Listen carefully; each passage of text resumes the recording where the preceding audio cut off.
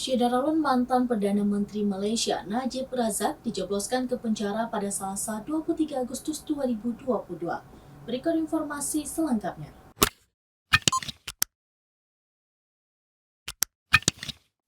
Eksekusi itu dilakukan tak lama setelah Mahkamah Persekutuan atau Pengadilan Federal Malaysia menguatkan hukuman penjara 12 tahun dan denda 210 juta ringgit Malaysia untuk kasus mega korupsi One Malaysia Development Berhad atau 1MDB kemarin.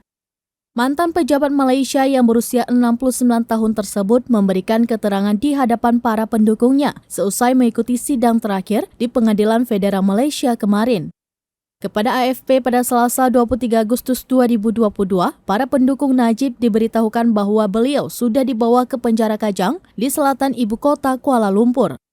Majelis beranggotakan 5 orang yang dipimpin Ketua Hakim, Tengku Maimun Tuan Mat, kemarin menolak banding yang diajukan oleh mantan Perdana Menteri Malaysia tersebut. Tengku Maimun Tuan Mat menyatakan 5 panel hakim dengan suara bulat menilai Najib Razak dan tim kuasa hukumnya gagal meyakinkan dengan tepat apa yang bisa dibuktikan melalui bukti tambahan yang mereka ajukan. Dengan vonis tersebut, Najib Razak menjadi mantan Perdana Menteri Malaysia pertama yang dipenjara karena terlibat kasus korupsi.